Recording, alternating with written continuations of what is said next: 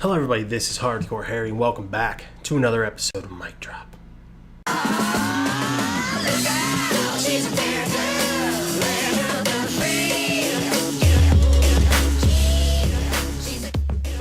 So, I'm a little angry. I'm a little pissed off. I'm a lot pissed off. To be honest with you, I'm a lot pissed off, and I'm going to try to rein in as much as I can, but I'm fired up. I'm trying to word this in an intelligible way and not just get angry like a Republican Trump supporter. So today we're dropping the mic on something called attachment therapy. And before I get into it, let's go to Wikipedia and get you guys a definition of it. Attachment therapy is a treatment used primarily with fostered or adopted children who have behavioral difficulties, sometimes severe, but including disobedience and perceived lack of gratitude or affection for their caregivers. The children's problems are ascribed to an inability to attach to their new parents because of suppressed rage due to past maltreatment and abandonment. The common form of attachment therapy is holding therapy, in which a child is firmly held or lain upon by therapists or parents. Through this process of restraint and confrontation, therapists seek to produce in the child a range of responses such as rage and despair, with the goal of achieving catharsis. In theory, when the child's resistance is overcome and the rage is released, the child is reduced to an infantile state in which he or she can be reparented by methods such as cradling, rocking, bottle feeding, and enforced eye contact. The aim is to promote attachment with the new caregivers. Control over children is usually considered essential, and the therapy is often accompanied by parenting techniques which emphasize obedience. These accompanying parenting techniques are based on the belief that a properly attached child should comply with parental demands fast, snappy, and right the first time, and should be fun to be around. It's basically just piss the kid off enough or scare the shit out of them enough that they have to come to you to be consoled. That sounds smart, because, why waste all the time earning and trusting a person's love when you can just do it by fear? I mean, it's so much more efficient anyway, right? Let me talk about this another way. Okay, so that sounds like, wow, that's some medieval shit that people used to do. Like, wow, people really did that? That's fucked up. Guess what? People still do it. It's only illegal in 2 states. So, yeah, people still do it. Now, don't worry though. They're a lot more responsible about it. Most of them believe that, laying on your child is too much. But holding them, restraining them, and making it so they can't move until they're reduced to a sobbing mess who's so scared that they just want anything to love them. That's a lot more responsible, So that's great. That's the society we live in. It's still done today. That kind of shit is still done today, and that's what really pissed me off. So let me talk a little bit about why I didn't know about this, okay? This is something I didn't know about, and apparently what I'm about to talk about was actually in the national news. I didn't know about it until I watched a video from Matt Pat from the Game Theorist, and I'll link that in the description below. But he made a video about the scariest game you'll never play. It's called Petscop. I'll link the videos for those Let's Plays down below as well. But it's a game where you collect. It's basically like Pokemon. You collect pets, and in a darker part of the game, you collect humans. So it's a little odd, but it's pretty creepy. I haven't watched the Let's Plays of it yet, but I plan on it because they look real messed up. But the prevailing theory of the game is it's based on one girl, Candace Elmore, who became Candace Elizabeth Newmaker. This is a young girl who was taken from her parents at a young age, and her siblings, bounced around, and she was eventually adopted by Jean Newmaker, this pediatrician that decided she wanted a kid. So, okay, you figure a pediatrician, right? Now, obviously she's good with kids, so it's a good fit. Maybe this girl's finally going to find the home she needs, but no. Instead of putting in the time to earn this girl's trust and love, this girl who's known nothing but abandonment and mistreatment, rather than spending the time to do this, no. She said, well, this girl, she plays with matches and she does all kinds of destructive things, which other people that knew her said that no, she was a pleasant young girl. But hey, maybe she did do this stuff. I'm not going to say she didn't. It's possible, but what she ended up going through She did not deserve it for this kind of stuff. She deserved help. Real therapy, real treatment, real time and patience, not, well, instead, let's take this girl to a 2-week attachment therapy session. She'll love me that way. So off to Evergreen, Colorado they went, the last place this girl ever saw alive. So all this stuff that happened at this place, there's documents of it, recordings of it, it was all videotaped. And I can't even imagine if that videotape's out there somewhere. I don't even think, like, I can watch some fucked up shit, and sometimes it piques my interest just to see, like, just to kind of get in the mindset, not the mindset, but into the minds of some of these sick people, like, oh wow, people actually do that, why? But I don't think I could watch this. So for 70 minutes, sorry, I'm rocking back and forth, I'm just that agitated, and I'm not agitated, I'm pissed off. Just thinking about it again pisses me off, and I did all kinds of research into this. I was looking into it after I watched this video because it really pisses me off, and I don't understand how anybody could do this to another person, let alone a child. Before I even go any further into this, just how does this woman get a child? Like, things need to be more strict. These laws for adoption need to be more strict. I know they kind of are. It's hard because somebody I work with went through adoption, and there was a lot of paperwork, a lot of stuff to go through, and that's good, but there needs to be more, I think, because things like this shouldn't happen. There's a ton of cases of this. I'm not going to go into all of them because, first off, I don't want to rage out. Second off, we don't have that much time. I don't want to make a 3.5 hour long documentary. I just want to vent this and get it out there so people know what's going on. But this little girl, 10 years old, she went through a bunch of different stuff, and it culminated with the attachment therapy of the holding therapy. So what they did was they wrapped this girl in a flannel blanket.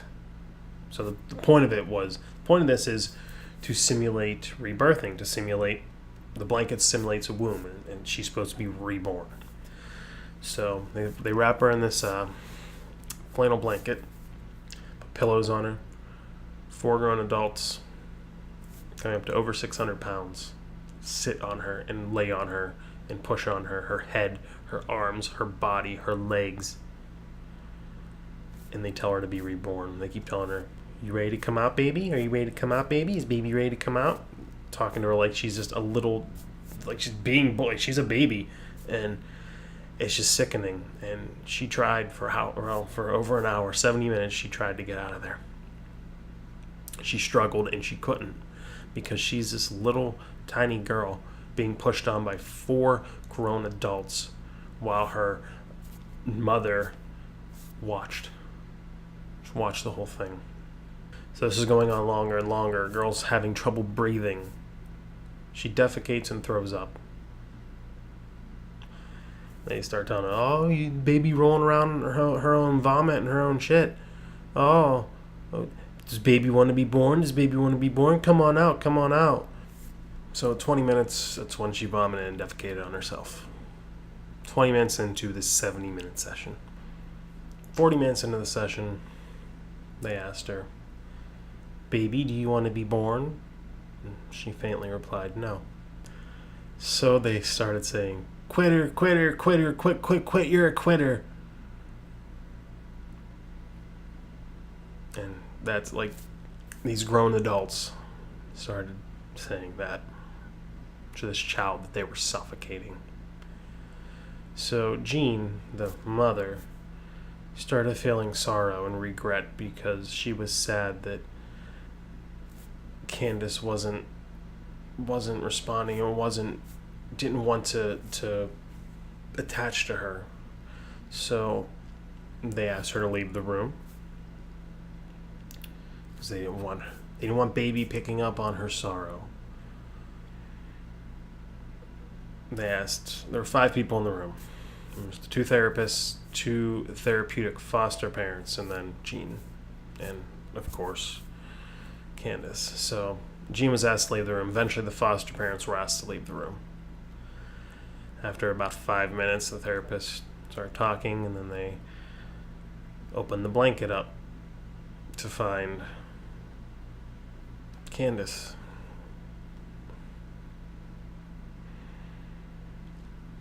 And her lips were blue, her fingertips were blue. To which they said, "Oh, look at baby sleeping in her own vomit." She was not sleeping.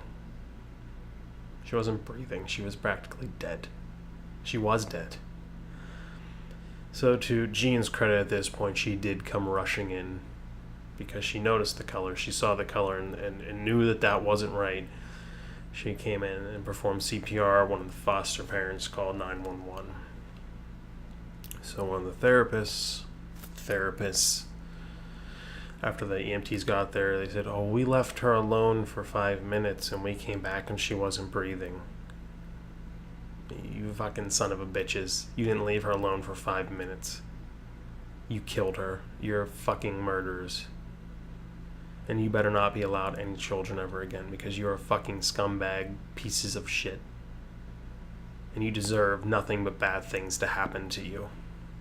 And I hope your family and your friends disown you because you don't deserve family, you don't deserve friends, you don't deserve love, you do not deserve anything but pain and suffering like you did to that little girl, and God knows how many other little children you did this to. So there was a trial, all of them were convicted. But this isn't where it ends, because this pisses me off just as much. So the two main therapists were Connell Watkins and Julie Ponder. They were both sentenced for 16 years in prison. They killed a child. They killed this child. They tortured her and then killed her. And they got 16 years in prison. Oh, but don't worry. They only served 7 years of it. Oh, and don't worry. Even though she's out, she is subject to intense supervision and restrictions on her work with children and counseling. Restrictions. So this bitch who killed a young girl, who smothered her, is given 16 years, only had to serve 7, and still gets to work with children in counseling. She's still out there somewhere. It is ridiculous. How is that not murder? How is that not just murder? Go to jail for life. Or how about we do the same thing to you? How would you like it? How would both of you, all you involved, how would you like it if we got, I don't know, 4 600-pound adults to sit on you? Because you figure this is just a little child, so a full-size adult's going to need some more. So how would you like us to get 4 full-grown adults, large adults, to sit on you and say, "Come on, baby, come on out. Get out of there. Come on. You can do it. Work harder." How would you like it? Because that's what you deserve. You deserve that and more. And I hope that happened to you in prison. I hope that you two that went to prison, I hope that you were punished, beaten, whatever. I hope nothing but bad things happen to you in there. And hopefully bad things happen to you out. I don't want to wish ill on anybody. I don't like doing that. But you people deserve it. You're scumbags, and you deserve it. So I hope nothing but the worst for you. Britta St. Clair and Jack McDaniel, the therapeutic foster parents, not really much therapeutic about that. Sit on me. Sounds like some good therapy. They were sentenced to 10 years of probation and 1,000 hours of community service. They didn't even go to jail. They were convicted of criminally negligent child abuse. Murder is not child abuse, okay? If you kill a child, if you kill an adult, it's still murder. It's not just abuse because they're a child. So that's cool, community service. Because I don't personally, I wouldn't want those scumbags serving my community. I wouldn't want them. They're not worthy of picking up my fucking garbage. So yeah, I don't know. Maybe that's just me, but that's not enough. Jean Newmaker, the lazy excuse of a human being. The one who thought, "Oh, I'll adopt a child because they'll love me, because probably nobody else loves you." Well, love is earned, sweetheart, and there's probably a reason why nobody else loved you, because you didn't work on earning it, because you're a piece of shit. So, this bitch got a 4-year suspended sentence. Oh, and that's not all. After the sentence, her record was expunged. So she can adopt again. She can still continue practicing as a pediatrician, all that, because it's expunged from her record. Now, I will say, maybe she doesn't. No, fuck it. She does deserve this as much as they do. But maybe she wasn't on top of this child, but she was abusive mentally and probably physically, and she watched this happen. She didn't want to put in the work to gain her child's trust and love. So she watched all these people do this to her, and instead of showing love herself and being like, no, you people need to stop. I understand maybe, she thought, oh, this might be something good. But when you see what they're doing and you don't stop it, what the fuck is wrong with you? To me, that means she knew exactly what she was signing up for. It wasn't like, okay, well, this is some attachment therapy, and then when she gets there, what are these people doing? No, she let it happen. Either because she was scared or because she knew and didn't care. Regardless, she didn't show any love to that child, so why should that child ever have shown love to her? She deserves to die alone. I don't care. And you could say I'm being overly aggressive, and I don't care. I'm not trying to be, but you know what? It just angers me that much. She deserves nothing but pain and suffering and to die alone. Because you know what, sweetheart? Your record may be expunged, but your soul isn't expunged. Your crimes aren't expunged. Everybody knows what you did.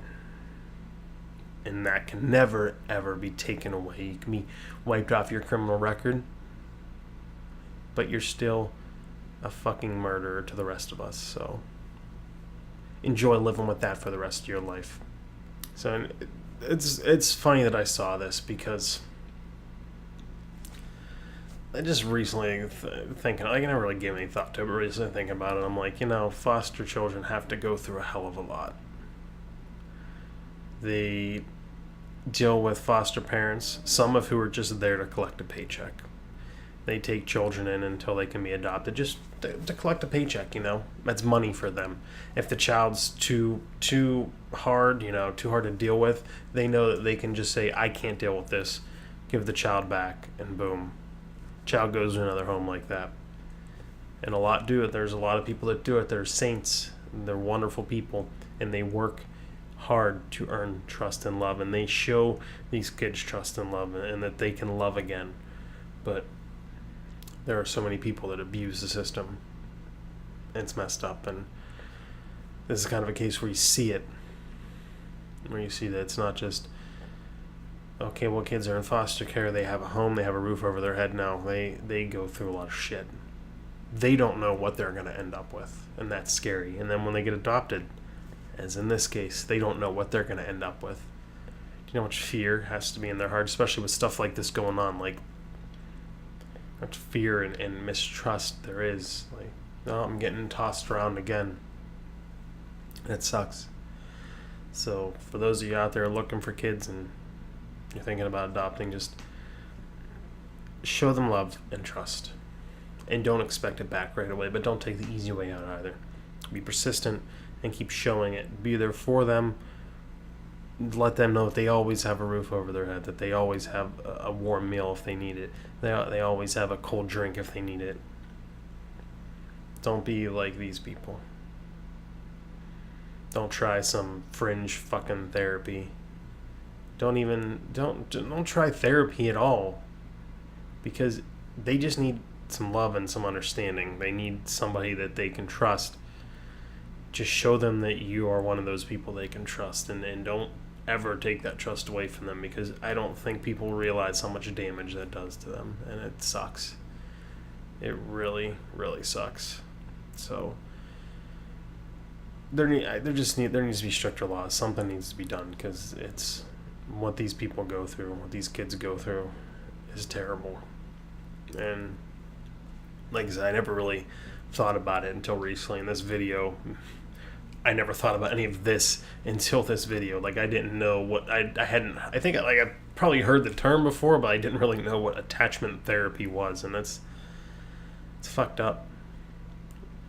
Just because you're a parent who it goes for birth parents too, but especially adoptive parents, just because you save their lives, that doesn't give you the right to do whatever you want to them and with them. That doesn't mean they have to bow down to you and worship you.